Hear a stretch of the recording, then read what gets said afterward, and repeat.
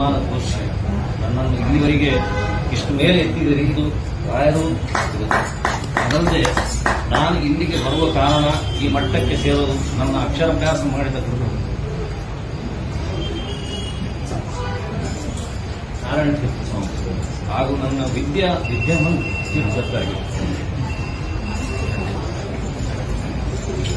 ಅದಲ್ಲದೆ ನಮ್ಮ ಕುಲಗುರುಗಳಾದ ಸತ್ಯಾತ್ಮಕ ಗಣಪುರದಿಂದ ನಾನು ಈ ಮಟ್ಟಕ್ಕೆ ಸೇರಿದ್ದೆ. ಆಧ್ಯಾತ್ಮ ಹಾಗೂ ಲೌಕಿಕ ಎಲ್ಲರ ಇದರಲ್ಲಿ ನಿನ್ನ ಒಲಿಮೆ ಅಂತ ಹಾಡು ಎಲ್ಲರ ಲೈಫ್ನಲ್ಲಿ ಆಗ್ಯ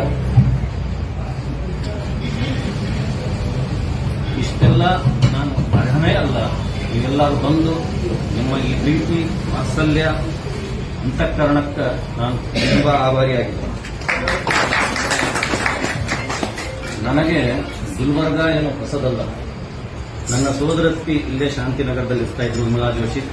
ಕೆಲವು ಮಂದಿ ಅವರ ಹತ್ರ ಸ್ಟೂಡೆಂಟ್ಸ್ ಆಗಿ ಇರ್ಬೋದು.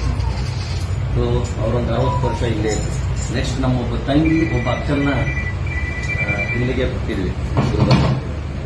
ಮತ್ತು ನಮ್ಮ ಶಾರದಾ ಕಿತ್ತೂರು ಅವರು ನಮಗೆ ಅಕ್ಕನೇ ಆಗ್ಬೇಕು. ಅವರು ಗುಲ್ಬರ್ಗ, ಹೈದರಾಬಾದ್ನಿಂದ ಗುಲ್ಬರ್ಗ ಕೊಟ್ಟಿದ್ವಿ.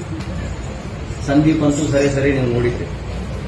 ಅದಲ್ಲದೆ ವೆರಿ ರೀಸೆಂಟ್ಲಿ 15 ತಿಂಗಳ ಕಾಲ ನನ್ನ ಮಗಳನ್ನು ಇದೇ ಊರಿಗೆ ಕೊಟ್ಟಿದ್ದೇನೆ, ಇದೇ ಪಕ್ಕದ ಊರಂಗೆ ಅಂತ. ಅವರು ನಮ್ಮ ಬೀಗರು ಅಲ್ಲೇ ಕೂತಿದ್ದಾರೆ, ನಾಗರಾಜರಾವ್.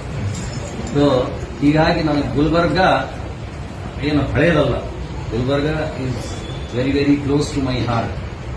ಸೊ ಈ ಕಾರ್ಯಕ್ರಮ ಬ್ರಹ್ಮೋಸ್ ಇದೆಲ್ಲ ಗುರುಗಳ ಅನುಗ್ರಹ, ದೊಡ್ಡವರ ಆಶೀರ್ವಾದ, ನಾವು ಎಲ್ಲರೂ ಮಾಡುವ ಖುಷಿ. ಸಕಾರ್ಮ ಕರ್ಮ ನಿಷ್ಕಾರ್ಮ ಕರ್ಮ ಅಂತ ಹೇಳಿದ್ರಿ, ನಿಷ್ಕಾಮ ಕರ್ಮ ಮಾಡೇಬೇಕು.